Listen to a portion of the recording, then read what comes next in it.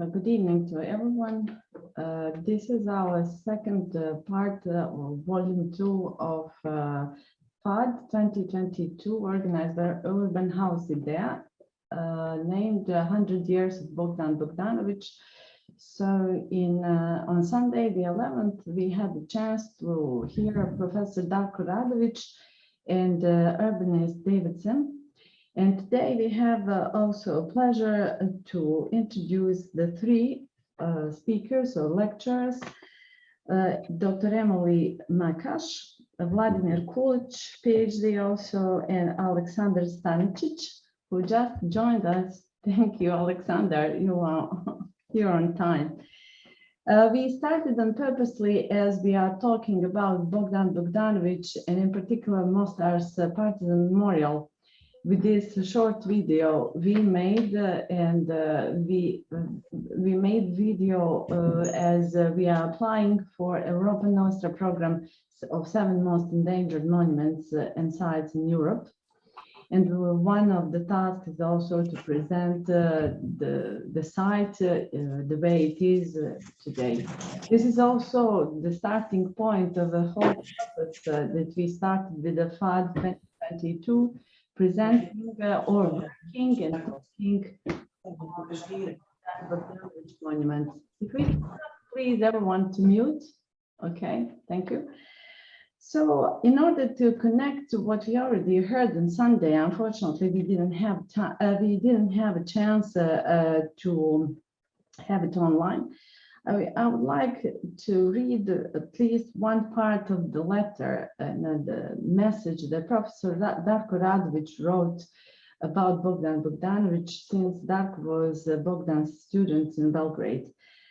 He said that he met Bogdan Bogdanovic at the first year of studying architecture when the cycle of lectures in urbanology began, with the question to which there may not be a real answer, but which should be asked constantly, and which I, for decades, have been carrying around and asking my students: what is a city and what city makes a city? I met Bogdan in 1974, but I already knew him. 10 years earlier, in my Mostar, my hometown Mostar, he built the Partisan Memorial, the new pride of an already overproud city, which certainly does not lack that wonderful quality of urbanity, authentic urbanity. Bogdan and Mostar loved each other. Bogdan loved, felt, and understood Mostar, and even more, he managed to reinterpret it, adding a white acropolis, a unique necropolis based on humanistic ideals in the sun that celebrates life. Mostar loved and accepted Bogdan. He was officially, but more importantly, also on the streets of the city, an honorary citizen.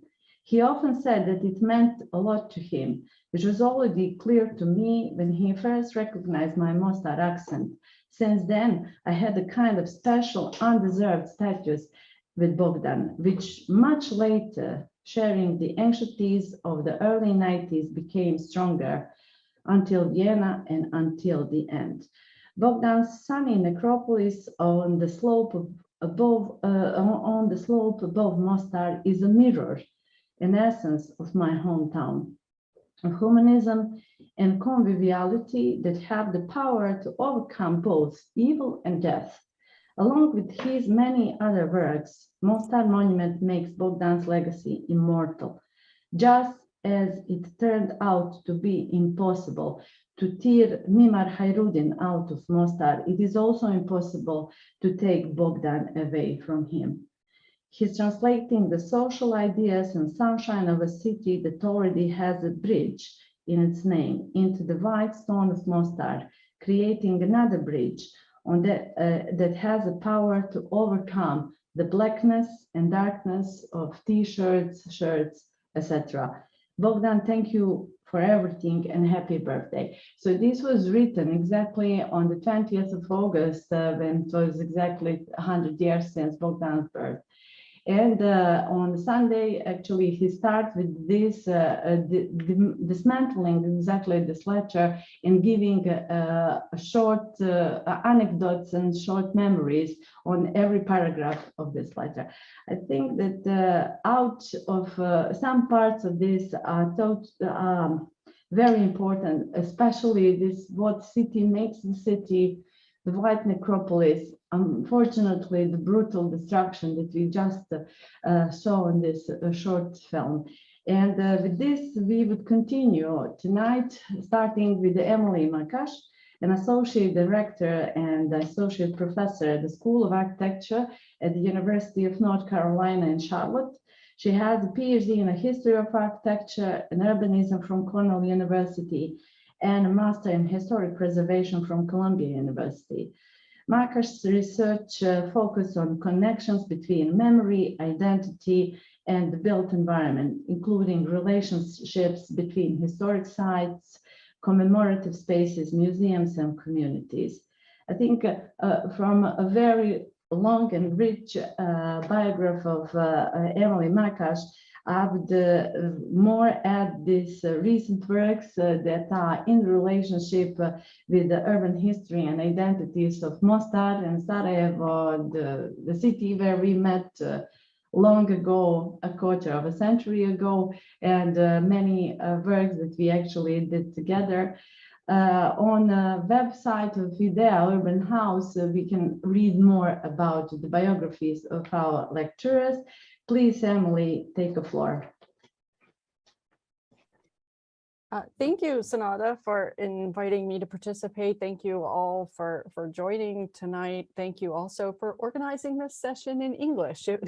I appreciate I'll be much clearer if I'm not trying to present in your language. So I know, let me start sharing here while I'm talking.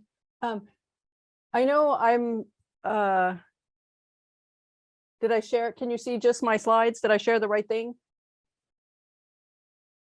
I don't see a green box. I'm worried that I'm sharing like my whole screen or something. I'm going to try again. Yes.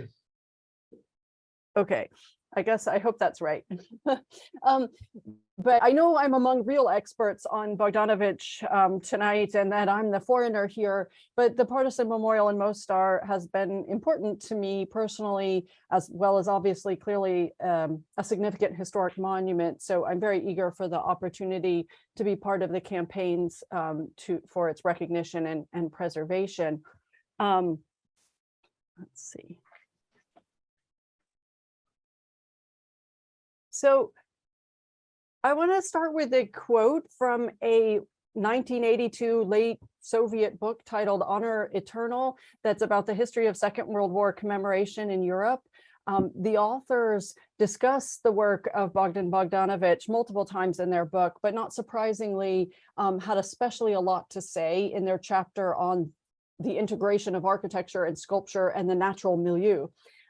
So they had great praise for Bogdanovic's work. This quote, we can see, they describe him as outstandingly refined, lucid, coherent. His designs are unique, artistically impeccable, flexible in form. The links of his connections with nature are genius. And then, of course, note that in Bogdanovic's simple and restrained memorials, architecture, sculpture, and nature speak with one voice in a language of symbols based on the elements of earth, water, fire, and air. This is the Bogdanovic that I'm sure we all are familiar with. And I'm sure we all know the extent of Bogdanovic's work, and that he designed memorials throughout the former Yugoslavia, and that these were primarily dedicated to victims of fascism or to the partisans, and that his own history and political and artistic inclinations compelled him to make this the focus of his life's work.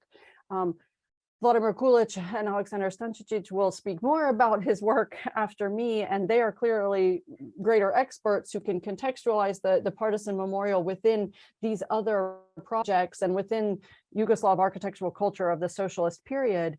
But since I'm presenting first, I wanted to share this overview list of the key memorial projects to remind us of the time span of his work from the early 50s to the late 80s, which mirrors nearly the entire span of socialist Yugoslavia.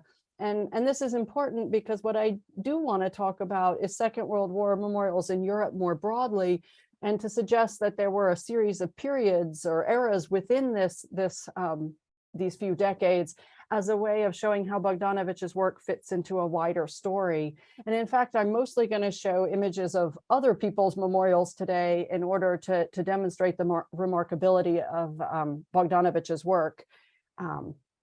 So the first memorials built almost immediately after the Second World War in the late 40s and the early 50s. They were relatively few in number. Most were, but not all were modest in scale, mostly focused on, specifically acknowledging the dead, whether Holocaust victims or resistance fighters or liberators, Russian or American. But almost exclusively, these memorials relied on traditional memorial types, objects, sculptures on pedestals, traditional forms like arches and pylons and obelisks and colonnades, a lot of references to classicism, a lot of figurative sculpture, allegorical narrative references, overt symbolism, stars of David, 5-point stars, menorahs, and almost always a clear documentation aspect with sort of didactic text explaining meaning. Oh, I'm like talking and not advancing. I'm sorry. So yes, that's what that was the list of slides. I'm sorry, the list of projects. And this was the, immediate post-war memorials. Sorry about that. I just got carried away. A second generation of memorials emerges in the 1960s, where we observe a greater variety in formal strategies, varying artistic styles, varying iconography, larger scale memorials and memorial complexes, but still largely within traditional formal languages. A lot of sculptural objects on pedestals, on hilltops, the use of scale to convey monumentality, figures and symbols with clear representational qualities, however abstracted. Even Yugoslav sculptor Nander Glid's Dachau Memorial, which is one of the most widely known Holocaust memorials of the 1960s, blends distorted bodies with the imagery of barbed wire, which are literal references to imprisonment and torture of the concentration camp. Or at Treblinka, where we see a memorial occupying a field that begins to speak to questions of landscape, but again, uses literal and traditional symbolisms, the stones representing the Jewish practice of placing stones on graves, and a central object that relies on monumentality and a menorah as a central symbol. In Paris, Pingelson's deportation memorial, we do find some symbolic abstraction, but still formal references to crypts and ships and fences, and it's an integrated urban site that is spatially complex and occupiable and meant to be experiential. So starting to explore some different ideas. And so while we do see some experimentation in the 1960s, especially in the context of Holocaust memory, we also see a whole lot of really traditional commemorative practices continuing in both memorials dedicated to the Holocaust, as well as to civilian and military losses, such as at Stalingrad or at Ardennes, where, the motherland and the eagle. There's a bit of a lull in building in the 70s for a variety of reasons, but we see this as the beginning of a period of reflection, of questioning traditional memorial languages as adequate and as appropriate for the task at hand, especially for the memory of the Holocaust. And what's come to be known as a counter-memorial discourse emerges in Europe. Counter memorials as a discursive practice really begin in Germany in the 1980s as part of the wider historians' debate assessing the role of the Holocaust in German memory and identity and in Germany's future.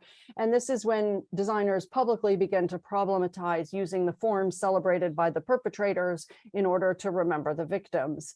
The German counter memorials of the late 20th century give rise to explorations elsewhere, which are often not even built works, are more performance or conceptual art. So To clarify what the ever thoughtful German historian and designers of the 80s and 90s were thinking, and what they meant by counter memorial in this context, were memorials that challenged traditional memorial characteristics. So while a traditional memorial was elevated and visible and monumental and had vertical elements, counter memorial designs explored ideas of sinking or being hidden or horizontality. And while traditional memorials often focused on a singular object or a central point, counter memorials might explore being dispersed or multiple or integration with a wider landscape. And similarly, traditional memorials are static and passive, and counter memorials might be interactive or require participation or change with time.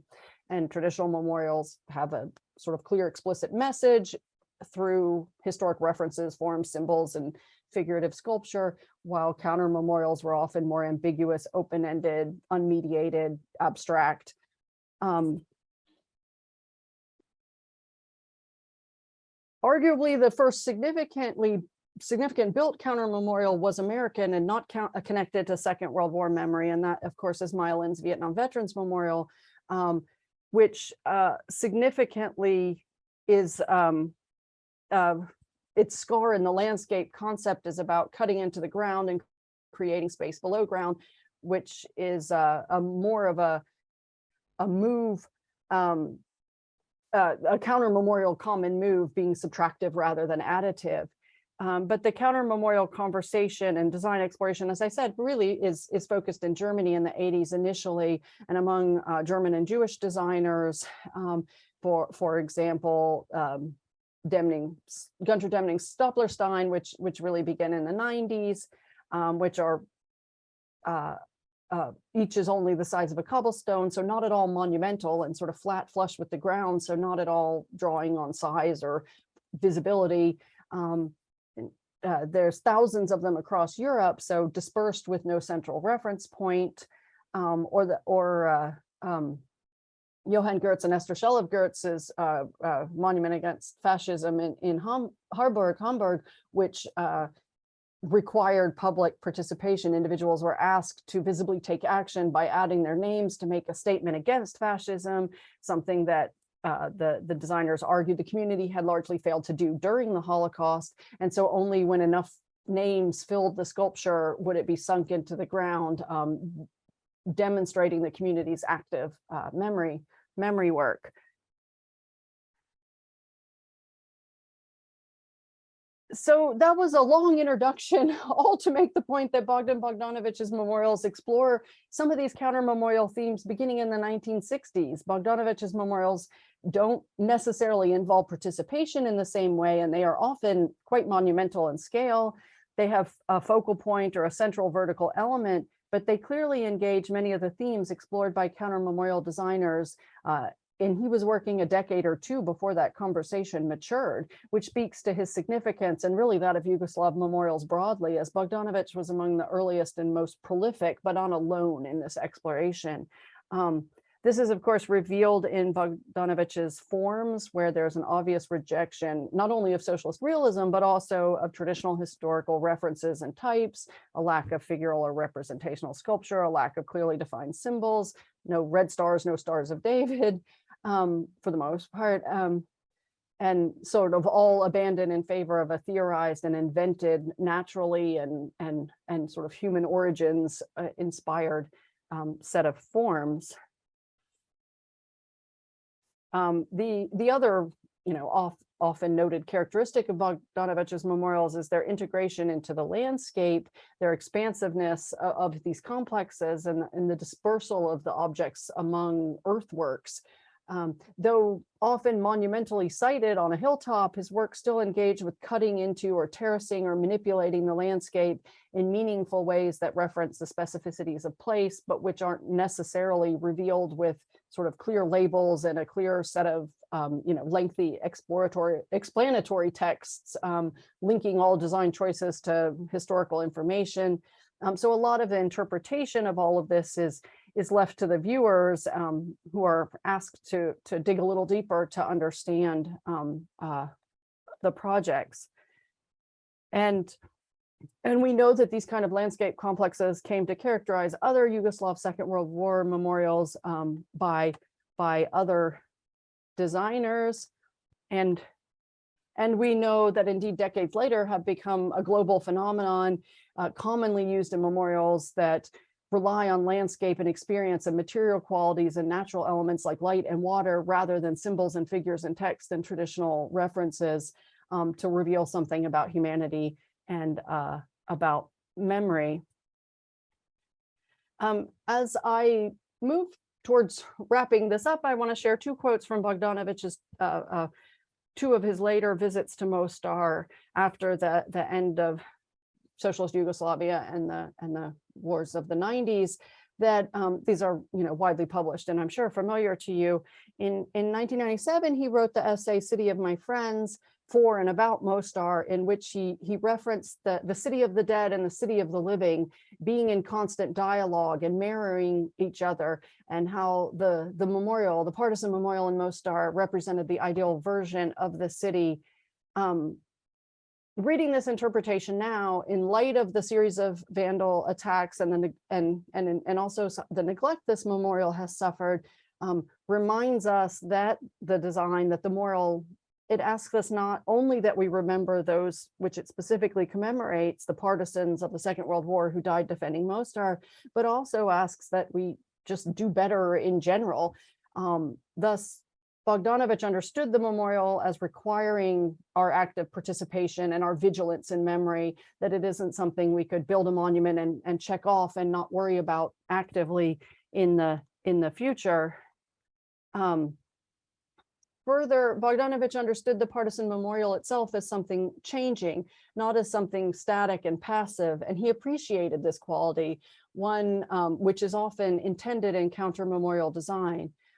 This quote is from an interview published in the Sarajevo journal Lilian following Bogdanovic's 2000 visit to Mostar, where he talks about how it's been reclaimed by nature, and not he wasn't bothered so much by this as he thought it was always about integration with nature. And indeed, he saw this as a layering of meaning and an evolution of meaning to meet the commemorative needs and concerns of new generations.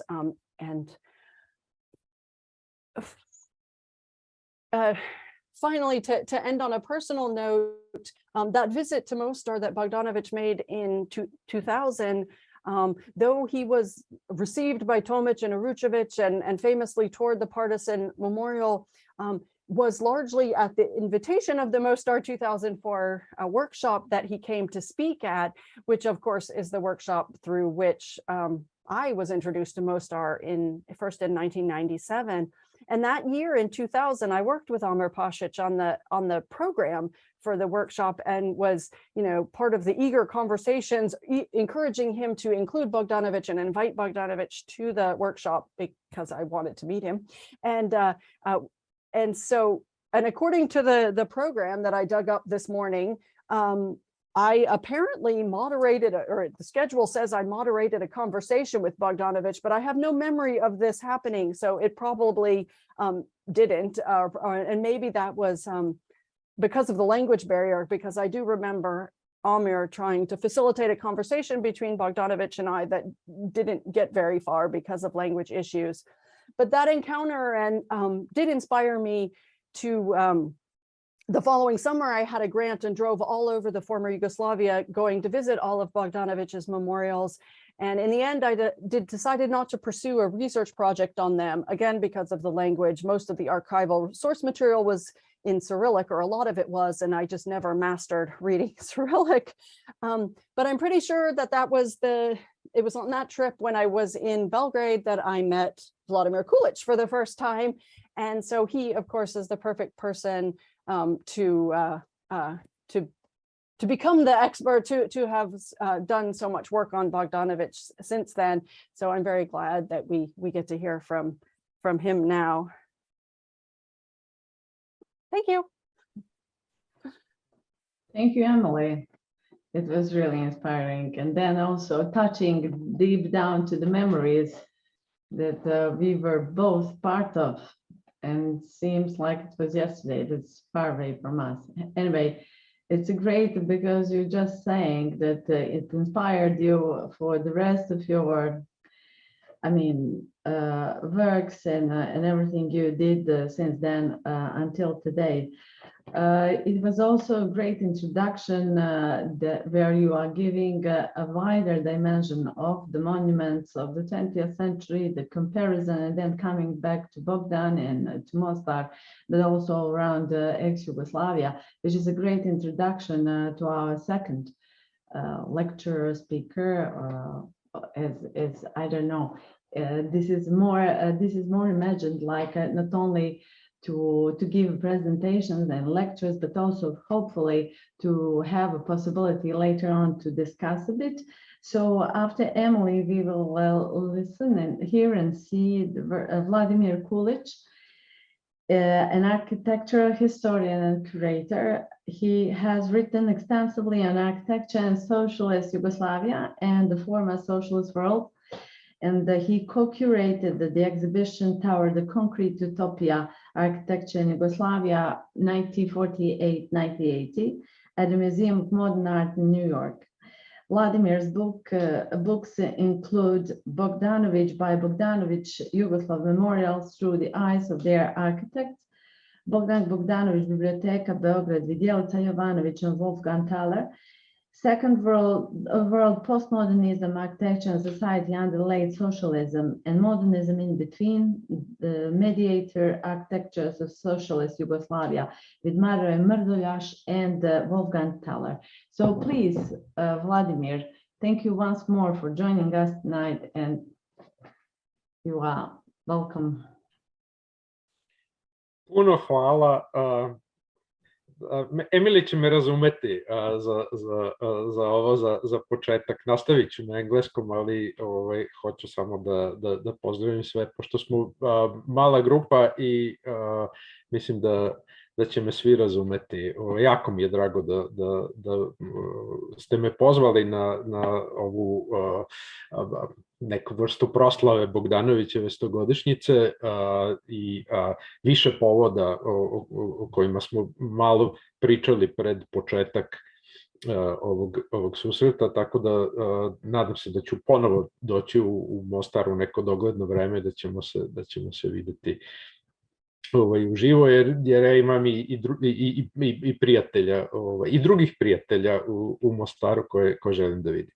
Okay, I will continue in English. I'm not sure that my presentation is going to favorably follow Emily's, which was very polished and very scholarly.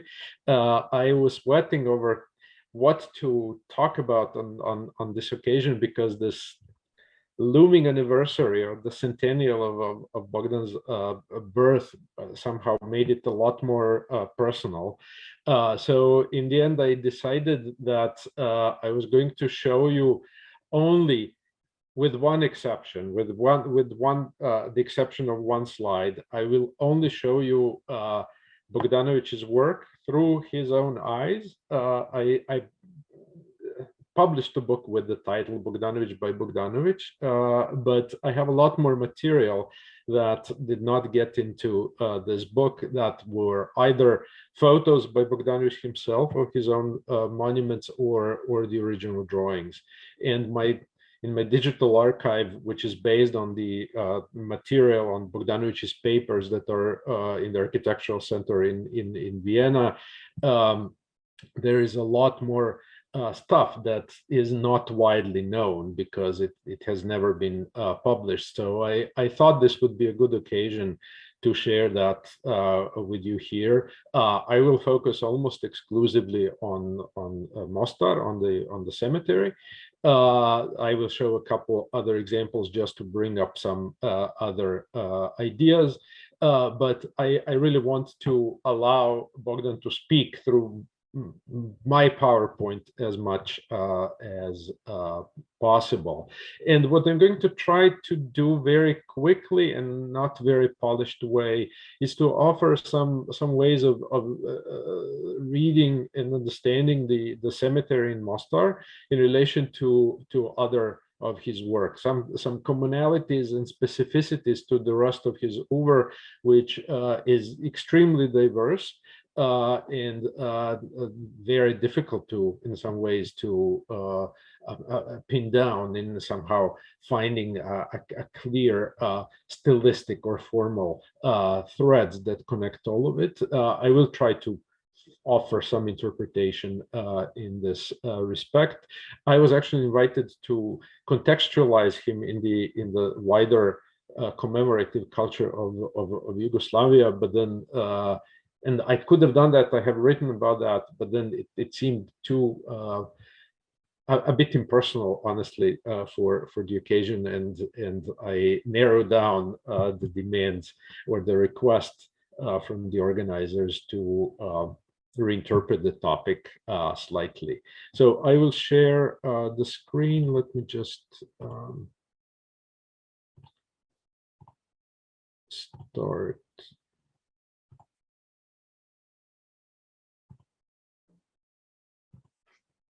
Okay, I hope you see the PowerPoint now.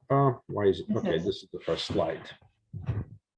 And this is the kind of material that I'm largely going to show you.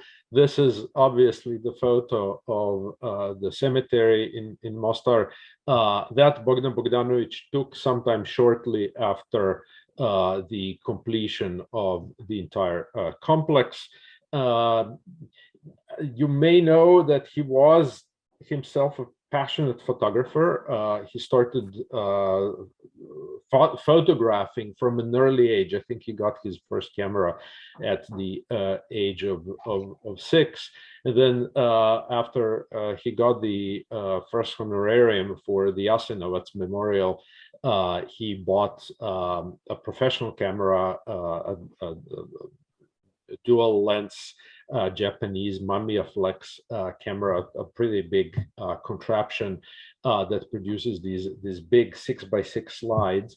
And he used that camera to photograph most of his work. This was in 1961. He told me that he bought this camera at the time when of the first summit of non-alignment in Belgrade. So it must have been late summer or September 1961. The stores, the shops in the city were stocked, and he got this pile of money and went and bought the camera. So much of what I'm going to show you will be the photos that are currently preserved at the Architectural Center in Vienna.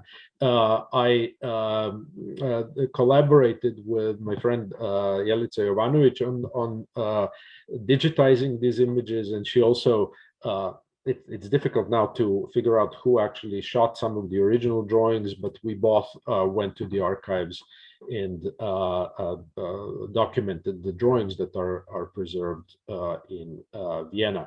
I'm mentioning all of this because all these questions might come useful as useful once the process of the preservation nomination for the status that I heard before the start is initiated. I want to think about the Mostar Cemetery in the wider context of Bogdanovic's work, especially of his work of the 1960s, his largest and most well-known memorial. Sometimes there's it's called as tetralogy of Mostar, Jasenovac, Kruševac, and Prilep, most of which, with the exception of Prilep, most of which are large earthwork projects where the landscape is directly manipulated as a part of the memorial strategy, the strategy of commemoration. And this is one of the ways in which Bogdanovic's work pretty much from the beginning starts diverting from those more conventional ways of commemoration that Emily just talked about. And of course, Bogdanovic was as an indoctrinated, deeply indoctrinated surrealist, right? He was his ideas in this respect were influenced by the ongoing discovery of human prehistory, the emerging discipline of anthropology, and so on and so forth. Surrealists were all fascinated with all these different topics. It's interesting to also keep in mind that 1960s are the time when important archaeological excavations, discoveries are made in Yugoslavia itself. Not far from Belgrade, Lepenski Vir is discovered. So this question of ancient history in Bogdanovic's work, or prehistory, actually more precisely, is extremely relevant, and that is something that that gives especially these largest monuments of the memorials of the 1960s, this kind of universal transhuman significance that goes beyond any kind of specific cultures and really speaks to the universal past of humanities, of the humanity. When we see the Kruševac memorial that you see up in the upper right corner, the manipulation of mounds of the tumuli that he created there, actually in many ways reminds me of the Mississippi culture of Native Americans that I only became aware once I moved to the Midwest and realized that even here where I am in Iowa, there are ancient remnants of massive monumental earthworks produced hundreds and in some instances actually a couple thousand years ago. So this is the kind of the universal shared human past that Bogdanovic is referring to in his work. In that sense, the Mostar Cemetery is absolutely another instance of the earthwork, right, of the manipulation of landscape, but it is different from these other ones because it's not additive. It's not about adding mounds, but rather excavating the hill to carve the monument into the site. And in some ways, this is really the reason why, despite all of the destruction that and aggression that the memorial has, the cemetery has suffered, it still remains. It's almost indestructible. And Bogdan told me this when we talked about, he was sort of doing a version of the slideshow that I'm doing now, some 15, actually scary, 17 years ago, in his dining room, and he was showing me the slides and commenting, and he told me, well, you know, this is with all that has happened with the cemetery, it's fundamentally indestructible because it is so deeply built into the landscape. Of course, the idea of earthwork is something that's deeply embedded in the theory of modern architecture. When I think of earthworks, the first thing that comes to mind is Gottfried Semper, the 19th century German theorist who theorized the fundamental elements of architecture, and one of them is the earthworks. And I'm pretty certain that Bogdanovic, as erudite as he was, must have known of and very consciously used Semper's theory. Of course, we know that he was fascinated with Plečnik as well. So this connection is really quite natural. But if we, I'm not sure what's happening with my PowerPoint. Okay. So the articulation of the earthworks, of this terracing of the landscape is noticeable throughout and very clear throughout the various stages of the design and the various drawings that are preserved at the Architecture Center in Vienna. We see it here in this really gorgeous drawing, where we see also that the vegetation is already there as an important part of the commemorative site. And then we can look at this terracing as this fundamental expression of the earthwork in other images as well. However, another perhaps distinction between Mostar and other memorials of this period that he designed is that there's a deeper Semperian connection, right? There's another layer of connection to Semper's theory, because another of those fundamental elements, as Semper posited them in the mid-19th century, is the woven partition, the wall, that,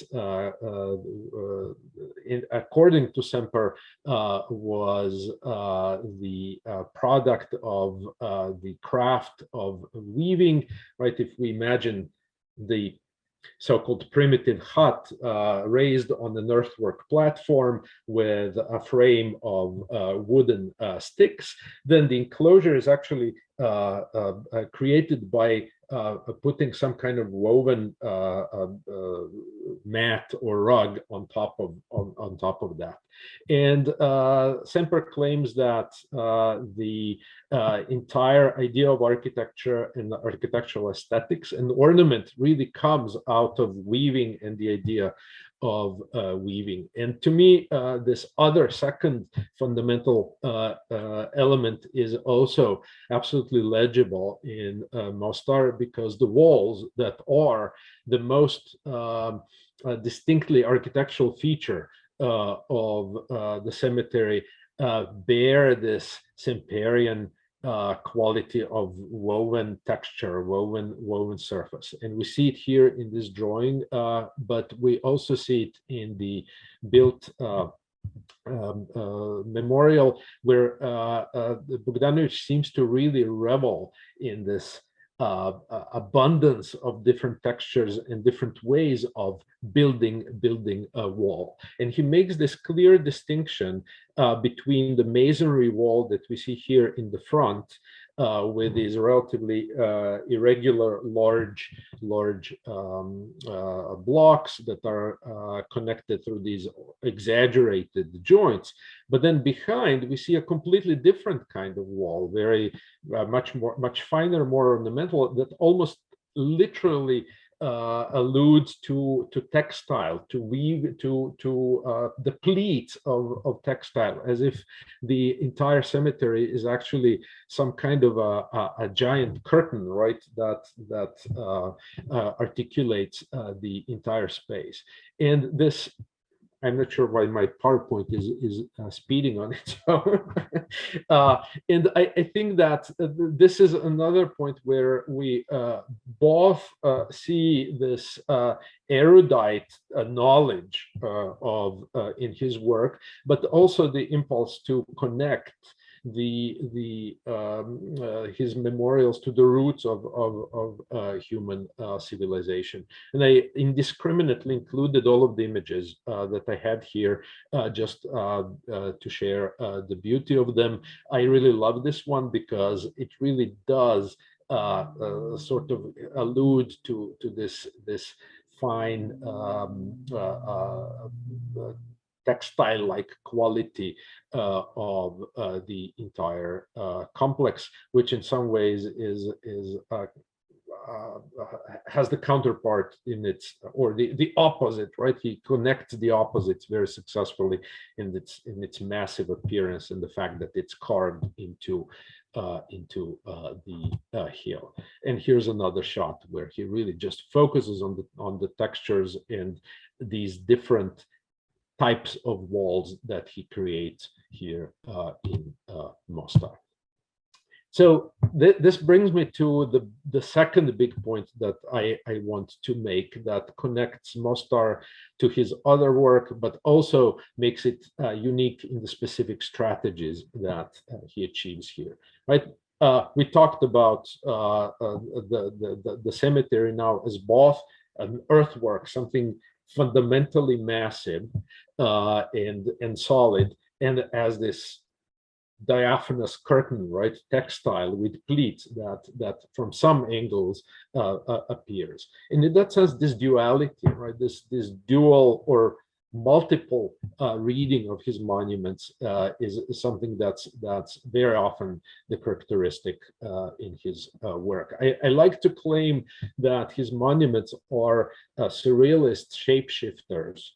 And I really have to finally finish writing an article about this to make it, to articulate it properly. But there is a documented, right, and self-proclaimed allegiance to polysemy, to multiple meanings in his work. Bogdanovic deliberately sought polysemy and different ways, very often contrasting ways to read his work. In that sense, the flower at the Jasenovac complex to me is perhaps the most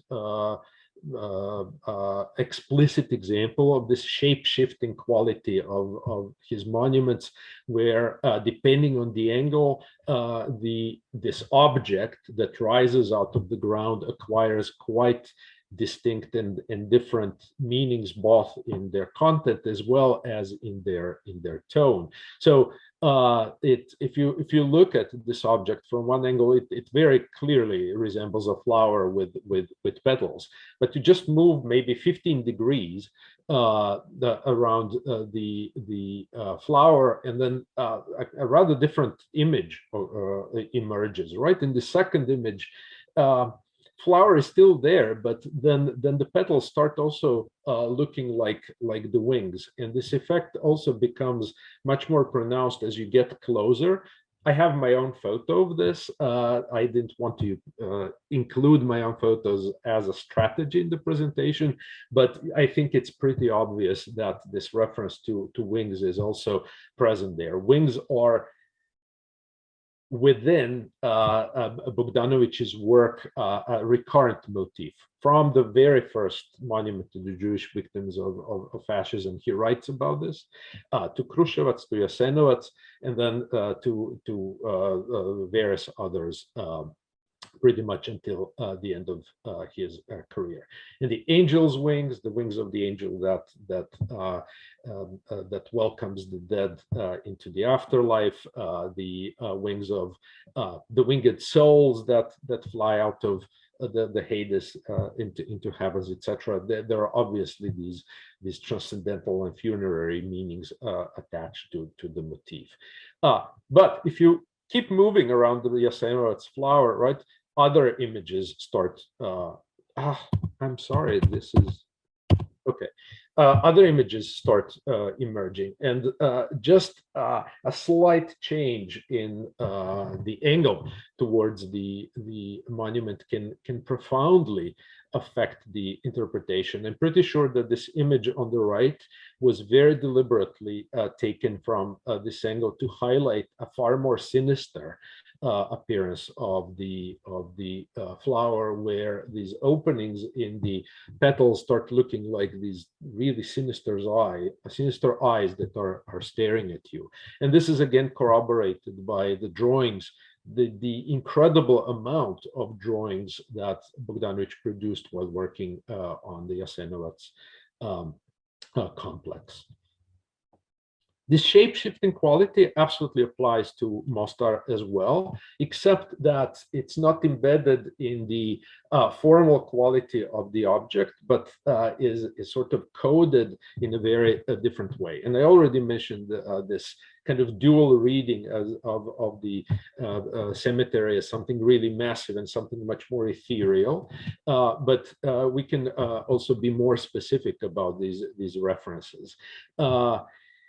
when we see this drawing, for example, this earthwork quality comes across very clearly, but also a sense of a massive monumentality that evokes some kind of fortress-like structure, fortress-like building. I believe the next slide will corroborate this a little bit more, where we see this more three-dimensional representation with the circular towers that were never built, but that speak to this fortification, the image of fortification that Bogdanovic is trying to evoke here. This is not this is not accidental. I think it's pretty deliberate, because the fortification, unlike in any other of his monuments, in this case actually makes a lot of sense. The fortification is something that refers to defense in the war. This is a cemetery for war fighters, right? These were the people who were buried were not civilian casualties, but actually people who were actively engaged in the war. And there's this warrior-like imagery that I think is embedded in the project through these references to fortifications. And there are some direct hints to ancient fortifications, to Mycenae, for example, especially in these sort of little horns that we see here. There are a few pieces on this wall that are a direct reference to the ornament from ancient Mycenae. This entry motif also perhaps might refer to I'm not sure, to perhaps those lions of the Lion's Gate that leads into the fortress of Mycenae, one of the most famous ancient fortresses that is part of the wider ancient culture of the Balkans, and also in a similar karst landscape as Mostar is. The fortress is also something else, however. Fortress is not only about defense in the war. Fortress is also about the city, right? About urbanity. And this metaphor of the memorial as the city of the dead comes into play here with certain specific signifiers of urbanity. The walls, the fact that you can actually go behind some of the walls, the walls are not all retaining walls to keep the earthworks in place, but they actually provide the occupiable space. The openings in the walls, the gates or windows, we're not sure. It's ambiguous how we read them.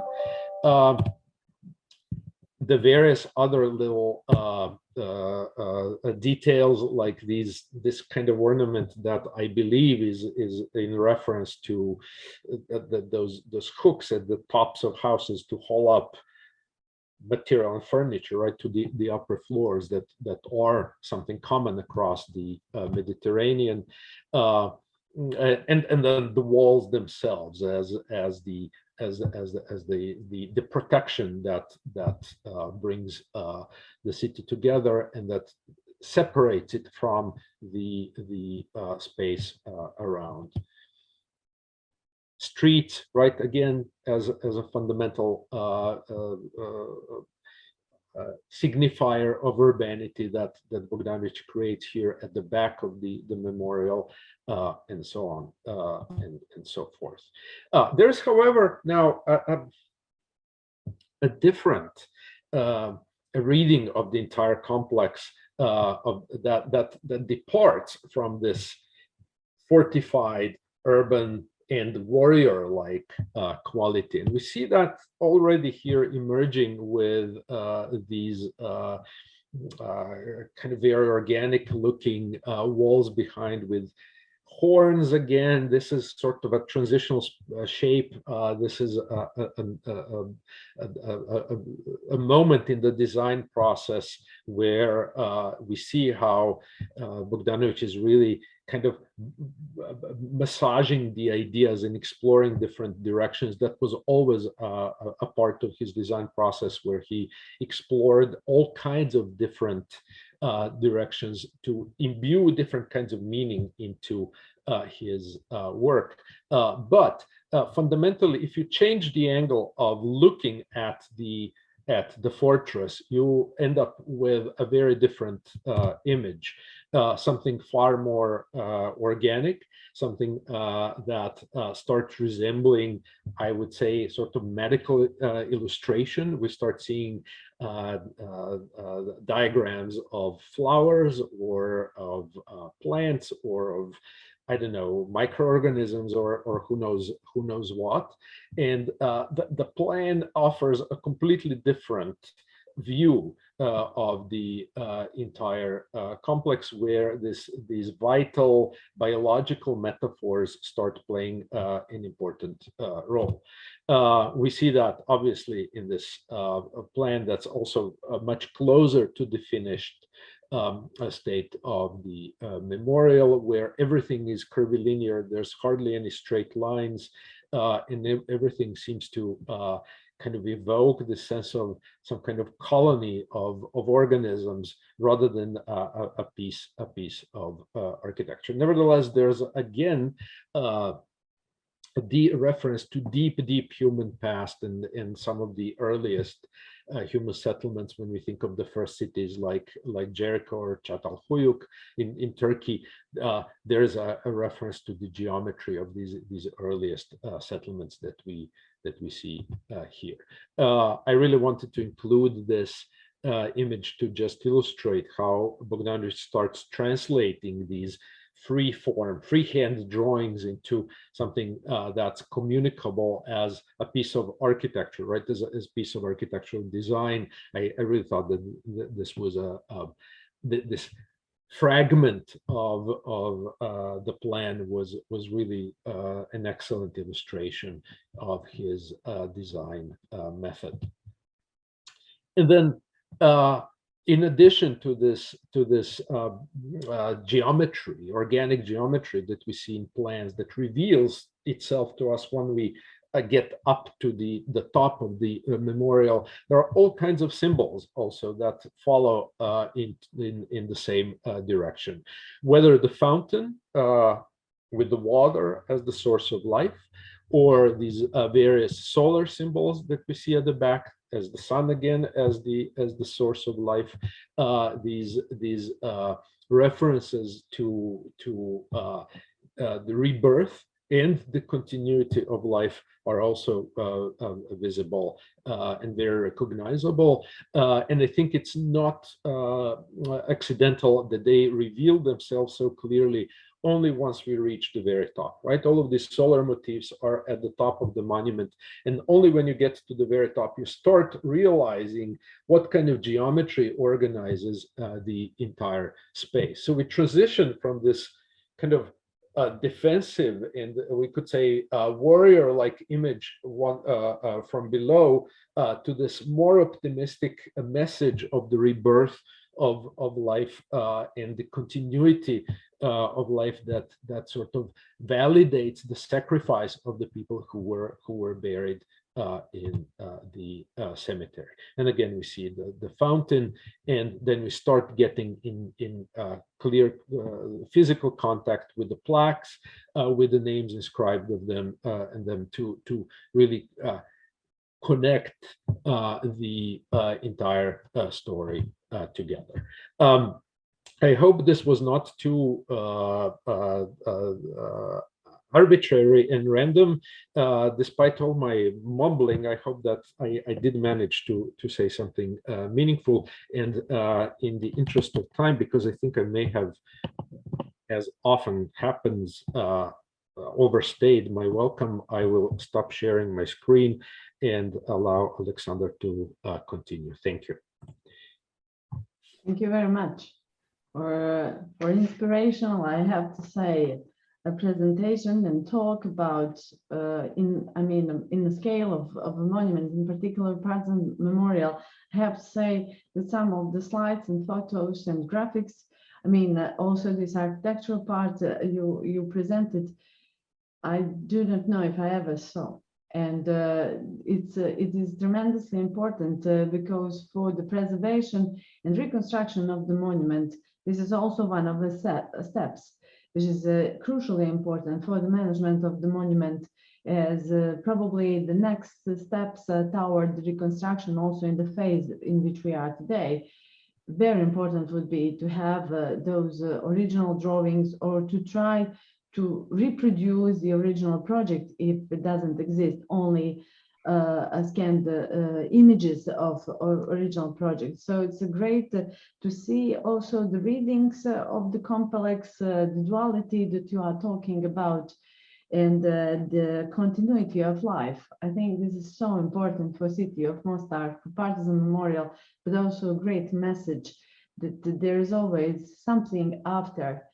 And for the City of Mostar, it is so important because it's a city in metaphors, and one of the greatest is definitely the Partisan Memorial. That is always putting in front of us this idea of hope, and there should be a positive, something positive, even after the darkness that eventually had happened to the monument, is happening, unfortunately, almost every day.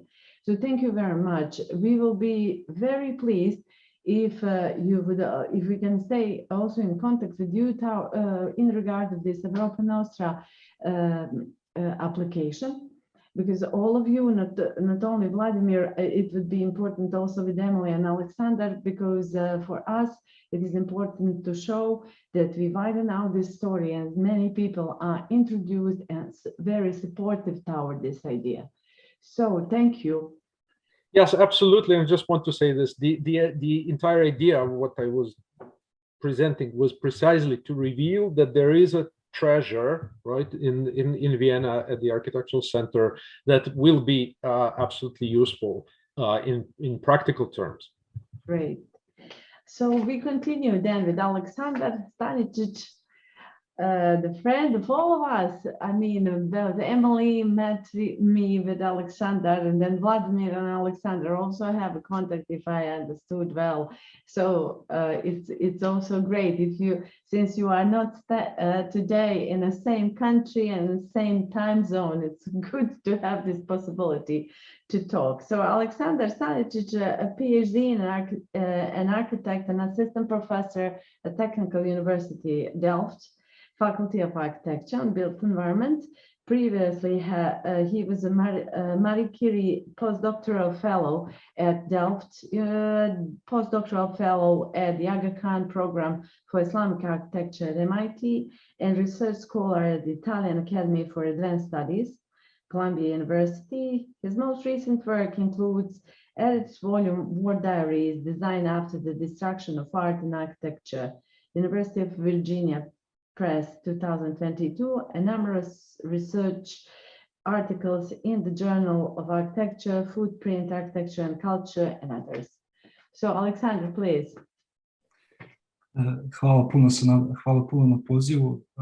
Nadam se da će mi Emily oprostiti što ovih par reči neću govoriti na engleskom, ali mislim da je red da se zahvalim na pozivu.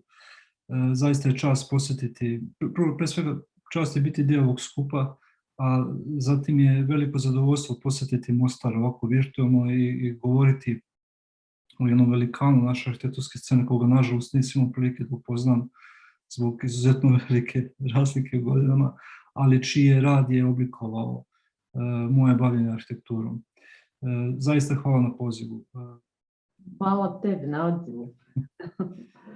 So I will continue in English for our English-speaking guests. I was just saying thanks for the invitation, and it's really a pleasure to be part of this seminar today. Of course, it's really difficult to follow these two wonderful presentations. After my presentation is not going to be structured as Emily's, and it's not going to be as beautiful as Vladimir's. So as you can see, that the quality of presentation deteriorates with the number of speakers, but please forgive me because this has been really a long day. Maybe one question for Vlada before I continue. I remain curious which of the slides was not taken by Bogdan. but maybe That very first one. These were.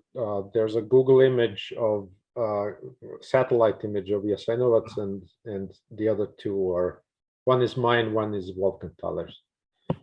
But I didn't have the equivalent ones by Bogdan to show this, so I had to stray for one slide. thank you for the clarification. So as I said, my presentation is not going to be as beautiful as previous two, and the reason is that simply I choose topic that is very difficult to talk about. I choose a topic of urbicide and destruction of memorials that is happening in Yugoslavia today, and one of the motivation was the most recent happenings, most recent devastation of Partizan Cemetery in Mostar. And of course, it is always difficult to talk about these topics. As Maurice Blanchot said, you cannot find a beautiful language to talk about destruction, because the destruction destroys the language itself.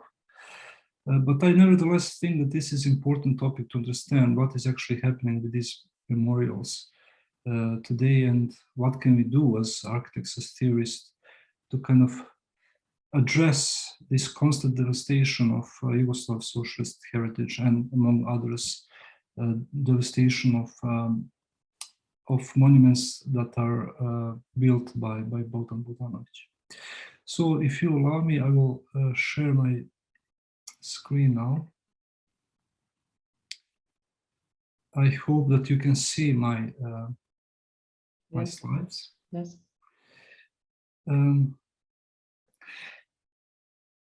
I should also mention that I gave a similar version of this presentation a couple of years back, when the similar event was organized at the Center for Cultural Decontamination in Belgrade.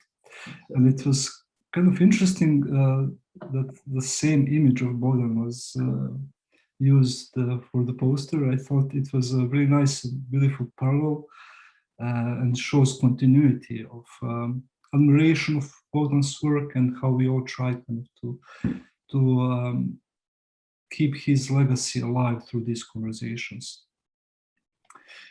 And as I said, one of the motivation for choosing this topic today was what recently happened with the cemetery in Mostar. And it came one thing came to realization, which is that Bogdan, to many young researchers, including myself, but also to researchers who are trying to reframe the heritage of socialist Yugoslavia, Bogdan is mostly famous for his writings, and of course, he's mostly, to researchers who are investigating the phenomenon of urbicide, he's mostly famous for his writings about destruction of the city. This quote of Bogdan Bogdanovic is, I find it really telling, because here he says, and again, apologies for not having time to translate this to English. But here he says that this image, practically the destruction of Sodom and Gomorrah, but Mathieu Duby offers some views on which we can base a new science on semiology of destruction of cities. And here he also mentions that he doesn't think that this could ever become a new scientific discipline, because it is a very dark topic, and according to him, there is no place, there is no reason for a science on destruction of cities to exist. But ironically, precisely because of his writings on destruction of cities, Bogdan Bogdanovic, in my humble opinion, became one of the originators of modern science on destruction of cities. And here in today's presentation, I will try to make a case for that point. And perhaps I will also try to argue how this science on destruction of cities developed in recent years and where it is heading as we go toward the future. But it is also important to mention that Bogdanovic himself did not invent the term herbicide. This is the first known publication where the term herbicide appears. It is the piece of science fiction written by Michael Moorcock in 1963 in his science fiction piece, That God's Homecoming.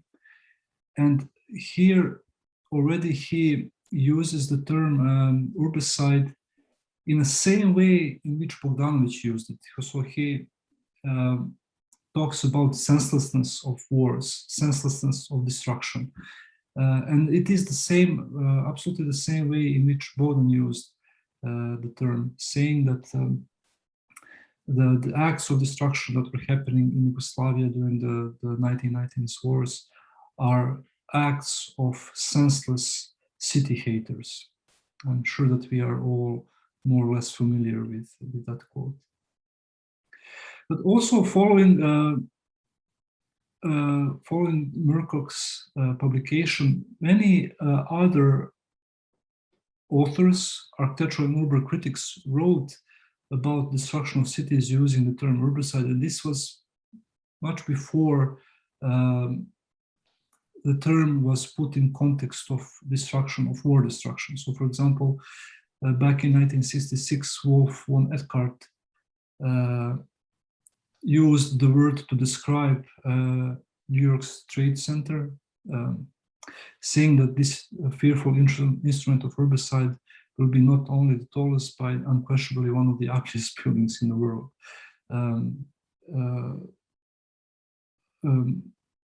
Addressing destruction of, let's say, traditional neighborhoods in New York to build these modernist buildings. And then the same terms were used by Ada Louise Saxtable, Lessons in Herbicide, where she criticized destruction of traditional American architecture for the sake of new modernist buildings and construction of those modernist highways. And then Marshall Berman also in 1987 talked and he has written quite passionately about destruction of housing blocks where he grew up, calling destruction of those city blocks the murder of the city, herbicide the murder of the city. So as you can see, the discourse about herbicide existed much before writings of Bogdan Bogdanovic popularized the term. But to the best of my knowledge, I was unable to find whether Bogdanovic actually used the term directly. The closest I could find is this translation of his text into French, where this word herbicide appears in the title, and I'm not sure if this was actually done by the translators or by Bogdanovic himself. But his writings on destruction of the city, his writings on death of the city propelled a series of publications about herbicide, where authors used this term to explain what was happening in Bosnia during the war. So I'm sure that you're all familiar with this publication, Mostar 92 Herbicide. Then, of course, Herbicide Sarajevo, that was published in 1994. And these two publications, and also writings of Bogdan, propelled a series of books, a series of articles about herbicide destruction of the city, so that in a way, many authors recognized that phenomenon and started theorizing about meaning of destruction and how destruction of cities reshapes built environment with the same vigor, with the same zeal as construction, as building. So I won't go into details. I just want to kind of show you a couple of slides where authors actually attribute the word urbicide and the beginning of urbicidal discourse to Bogdan Bogdanovic. So, for example, Martin Coward in his book Urbicide, the Politics of Urban Destruction, says that Bogdan Bogdanovic introduced the notion, and then against apologies for not having time to translate this into English or to find the original quote in English, but also Michael Safier wrote, while writing about 9/11 attacks, he said that the term urbicide was first used by Bogdan Bogdanovic in his writings about deliberate targeting of Bosnian and Croatian cities during the 1991 and 1992. And then, of course, Francesco Mazzucchelli in his book Orbicidio also mentions Bogdan Bogdanovic as one of the originators of this discourse on purposeful destruction of cities. Robert Bevan also was the one who mentions Bogdan Bogdanovic in this context. I won't go into details or translating these quotes. I don't think they are, it is relevant or necessary to go into details. But also Andrew Herscher wrote quite extensively about Bogdanovic's written work, and he is actually the one who made an argument that there is no distinction between creative destruction and creative construction, as he called it, so that the destruction of architecture plays equal role as creation in reshaping built environment. So as you can see, the difference in understanding of urbicide between Bogdan Bogdanovic and authors who wrote about this phenomenon after him is that Bogdan Bogdanovic wrote about it as a senseless violence, as a violence without meaning, as a violence, as an act of pure hatred against the city, while other authors see it differently. They see it as a meaningful act of violence, as an act of violence that has a purpose, that has a deliberately that has a deliberate effect on the city, and we will see later why this is important. In his memorials as well, there is a component of destruction already incorporated in how they are designed, and especially Bogdan mentions this in his explanation of Vukovar memorial, when he says that most of this monument is actually under the ground, so it's a half-buried memorial. But also in his book War in the City, there is a drawing of this memorial in flames. So maybe this can relate to what Vlada was just telling us, that there is also a view of Jasenov's memorial where it looks almost sinister, right? Like that there is kind of this element of past violence already embedded in the design of the memorial. And if I had the opportunity to ask him, I would have asked him, was this done on purpose, or was this something that he simply felt, this violence being present in these memorials from the beginning? And also what happens, what keeps happening to these memorials after the war is quite telling. I would argue that the point I would like to make is that the physical destruction of these memorials was only the first act, and that what keeps happening to these memorials after the war is actually the second act of purposeful destruction of Yugoslav heritage. This keeps happening not only to memorials, but also to architecture and cities, Yugoslav cities. A couple of examples that I'm sure you're all familiar with. And this is also something that all republics of former Yugoslavia have in common, that this Yugoslav heritage keeps being destroyed. And I really like in one of the conversations I had with Vlada, I think that he made a really good point when he said that in order for these new identities to reappear, the traces of common heritage has to disappear. Sorry, Vlad, if I'm misinterpreting your words, but you will correct me if I'm wrong. And I agree with that point, because it seems that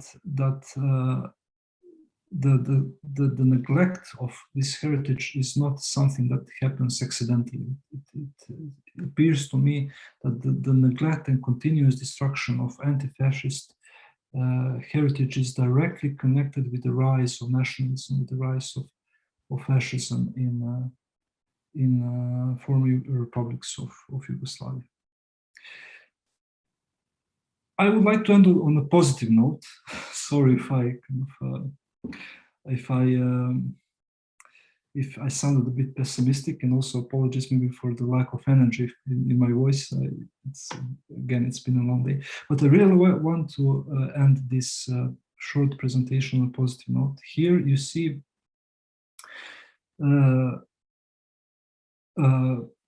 memorial that Bogdan Bogdanovic built in my hometown, in the town where I was born, in Aranđelovac, in central Serbia. And to be quite honest, I never knew about this memorial. The only reason I know about this memorial is because I participated in that event. I showed you the poster at the beginning. I participated in that event in the Center for Cultural Decontamination in 2015, and one of the materials that was presented at that event was research done by a PhD student, Ivan Ristić. I believe that he did his PhD in Vienna. And he made a catalog of all built works of Bogdan Bogdanovic. And there, to my great surprise, I saw this memorial that is only like 5 kilometers away from the place where I was born. I visited it after the event. It is still kept in this state, so someone is taking care of the memorial. It was dedicated to the national hero Dušan Petrović Šane, and there is one inscription that maybe here is not visible, but here it is. And it says, "Man is created to fight, to work, to think. That is all of his value, all of his life." And if there is something we should take, that I will take from Bogdan's work, these words, I would like to take them with me and to kind of build my entire work and entire career on these words. So for this, I will be absolutely grateful to Bogdan. Thank you. It was a short presentation, and I hope I didn't dampen the mood in the room. No, not at all. Thank you very much. And thank you for finishing with such a great words that probably all of us should follow and be inspired with. Because eventually this, what you presented and knowing your work from before and from previous contacts, it is a fact. So the herbicide that happened around the cities of ex-Yugoslavia, in particular the ones you have mentioned, the traumas of our lives. I mean, for both of you who are not living those cities in everyday lives, and for us who are here in everyday. And this is something that's probably for the future generations is something that we really have to talk about and to have a dialogue about. Otherwise, probably it would be quite difficult to somehow make a new or what to say, either reconstructions or new values or, you know, like any kind of continuity. So I think it is quite good that you did go through this the way you presented and somehow concluded this, what we actually heard from all three of you tonight. I think maybe some people in the audience might like to ask some questions or pose you some questions. I have to say that tonight we're supposed to have also one more speaker, Aida Mutic, but Aida got sick and she couldn't really get on tonight's Zoom. But I see in the audience her friend and colleague who worked with her on their book, Marco. If I see, and if Marco would like to ask something or maybe to add something, as well as whoever else would like to ask our tonight's guests, please welcome to do so. Hi, thank you. Yes, unfortunately, I'm really sad. I'm sorry because my camera doesn't work, but I'm really sorry because my colleague Aida wasn't here tonight. I really wanted to hear actually her presentation as well, and I think it would be a great contribution to everything what we've heard tonight, and especially because I think we would add another perspective on the partisan, especially from more recent happenings in the city. I just have one question for Vladimir. My connection was very poor, so I was really getting in and out all the time. But I was really interested in your interpretation of the memorial and everything, and I just didn't. Maybe I didn't capture certain things because of the connection, but I just wanted to verify about the interpretation and like certain symbolisms and the reading of symbolism. So I was just curious whether there's certain interpretations were coming from Bogdanovic himself, or there were more your own readings of what you saw and what you were comparing with the other material and so on and so forth. Yeah, so I wanted to ask that. Thank you. That's a great question. So it's a mix as always, right? And that was this is my theory about Bogdanovic's work, but I think in general, but I think that there's justification for that and that is that he refers to some widely known archetypes and symbols as a reference, right? With the idea to bring them up, but then he combines them in such ways that they're never there's never one single reading, right? There's always a degree of ambiguity. He wrote about this polysemy himself. He wrote about some of the symbolism in the case of Mostar himself too. He mentions solar motifs, right? Those various circular radial motifs that we see on the walls, which are, you know, we know that in kind of general symbology, the sun is sort of a source of life. Water as well, but this idea of shape shifting and the specific attempt to read the multiplicity of meanings is also my own interpretation of it, right? That's the beauty of Bogdanovic's monuments, I think, is that they leave a great deal of room for individual observer, interpreter, right, to construct their own meanings. Things never mean in themselves, right? Nothing has a meaning in itself. The meaning always requires the other side, right? The observer, the interpreter, to construct it, right? That's the, even the basic theory of linguistics tells us about this, right? That sign has the referent and right, the object that symbolizes and what it symbolizes, and it requires the mediation of the person. So it's a mix, right? It's I would, in retrospect, I wish that back in 2005, when I interviewed Bogdanovic, that back then I had already spent so much time thinking about him, to be able to ask him all kinds of questions that I'm aware of now. But at the time, I was only starting to work both on Yugoslavia and on his own over. So I didn't have these questions formulated yet back then. But then it's possible to read between the lines, to cross-reference with what we know that he read, to cross-reference with the wider theories of culture and architecture, etc., and to perhaps reconstruct. And ultimately, meaning is always ours, right? We can never know what someone in the past really intended, and in a sense, I think it's perhaps not even possible to come with a perfect and perfectly verifiable interpretation.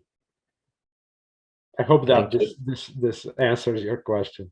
Yes, very much, because when we were working on this book that Aida actually supposed to present tonight and she couldn't come, so I mean, something that drew us to the cemetery, at least one of the things, to the memorial, was actually this symbolism. It was all over us, and we really liked it, but we were not really sure what it all meant. So the more we were digging, the more confused we were, at least to try to find the academic references and stuff. And it ended up more like, okay, let's actually start asking older Mostarians if they know something, that we don't know. So it was all like a big puzzle, and then we thought, well, maybe this was actually intention. But the more we were reading of his work as well, it seemed to us precisely, yes, that's precisely the point, right? It is a puzzle without a clear solution, and the solution is up to you to construct, and that is absolutely intentional. I have, that was built in the method and in the intention of, there's the larger intention in Bogdanovic's work that ties back to surrealism, and he wrote about this really, and it's about inciting the observer, inciting the people to really engage and think. It's about opening, as Breton says, opening human thought, right? And that's precisely, and it's a form of a freedom, a form of liberation that he's trying to not tell you, right? Not to prescribe, because it's not possible to prescribe, but precisely to get you to practice it in order to understand it. And I think this is part of that, for so long, the traditional memorial, like as a monolith, tried to tell us what it meant. And we can all say, like, you can't, it's still, we know that it's going to mean different things to different people, but at least there was a very long time in history where designers of memorials thought they could embed meaning, and that there was a singular meaning, and that if they wrote enough text on it, that there would be no other interpretation. And Bogdanovic is part of this late 20th century conversation about, like, that's not true. So let's be ambiguous on purpose. And and that doesn't mean that memorials don't have a meaning, right? That it's not about discarding the meaning, but really approaching the question of meaning in a much more open-minded, flexible way, right? And understanding that the meaning involves the other side, right? That meaning is constructed in the head of the person who observes, rather than residing sort of as an object in the monument. Mm-hmm. Exactly. Can I just say one thing? Because Aida is not there, and I kind of know like what she wanted to say, like overall, like some sort of an overall argument, let's say. And I think it's also important for people who are not from Mostar, because for us, everybody who is from Mostar, and every time when we go abroad or something, we always have to somehow justify our situation in the city, and it very often seems very, let's say, depressive, or I don't know, really without hope, let's say. And but that's not really what the situation in Mostar is all about. There are bad things, there are also good things. And so basically this book that Aida, me, and many other people worked on try to actually collect the stories of people and different experiences of this memorial, just to kind of show that this memorial really still lives, even if people are not visiting it, but they still do visit it. We are still attached to it in so many different ways. So we wanted to capture that in a certain moment in this particular point of life of this monument. And so yeah, this is what was one of the aims of our book. And yeah, and then specifically now when we are talking about the future of this monument, we thought that maybe that kind of a book can actually be a contribution, or at least something that is pushing towards that direction, to say to whoever the audience is going to be in the future, is that this monument might be neglected by the institutions, but is far from being neglected by the ordinary people. So yes, and I think there's no doubt about that. Thank you for saying that. I got the chance to peek into the book and see a couple of pages, and first of all, that's the obvious sign of a reason for optimism, right? But it's also, you know, what I read in the book with various personal testimonies of the experience is precisely about the construction of meaning, right? And this multiplicity of ways in which a community constructs a meaning of a space, and actually documenting that is incredibly valuable and important. And this event is also a reason for optimism and everything that's being planned. And honestly, you know, when the latest destruction happened back in June, I think, you know, as depressing as it was, I was also incredibly inspired and optimistic by the pushback. How much was, you know, this was written about, and how much reaction it provoked. And it's very different from, you know, the time when we compare with 25 years ago, right? When it went unnoticed. So I think there's a lot more reasons to cling to that optimism, even if there are reasons to be disappointed and pessimistic and so on. Absolutely, I agree. So thank you for making the book. That's precisely what needs to happen. Thank you. Thank you all, actually, also for this short discussion. And definitely, we are by having also this, I would say, small or maybe even modest but very powerful event tonight. It's also something that shows the optimism, and that there is always people who are thinking and who are wanting better. And it's exactly what we are intending to do also with this, what we did on Sunday, and what the idea of applying for Europa Nostra is, to show actually the great value of this work. Unfortunately, the bad stage of the monument, but the possibility for the future. Nevertheless, I have to mention that this, what we started with, what we call FAD, or Festival of Architecture and Design, is a kind of it's pillar of urban house idea. Although we are quite young, a few years ago we tried to organize this first edition. But then Corona happened and there was no chance to organize the program we all intended to do. And this year, as all this happened, we understood that we should definitely change also the way of how we wanted to set it up at the beginning, and from now, festival is more oriented to be dedicated to either architects or movements, as for instance, this first edition was dedicated to Bogdan Bogdanovic. Eventually, there is already a thought to have this much bigger scale for next year in FAD23, continuing talking about Bogdan, but also working, maybe additionally organizing a summer school with the students. So I'm so sure and I'm hoping that all of us will stay in touch and try to organize something good. I mean, we cannot promise, you know how it always goes in Bosnia and in Mostar about finances, etc. But this is exactly what we are planning to do for next year. And thank you very much to all of you.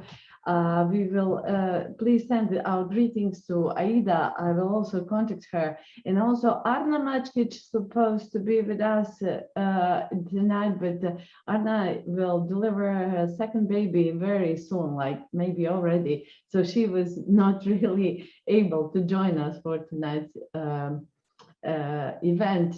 But thank you very much. Thank you. Hvala Senada. Nice seeing you all. Thank you. Hvala. Puno Bit ćemo hvala i u vama. kontaktu. Yeah. Bit ćemo u kontaktu. We'll stay in touch. Thank you. Definitely.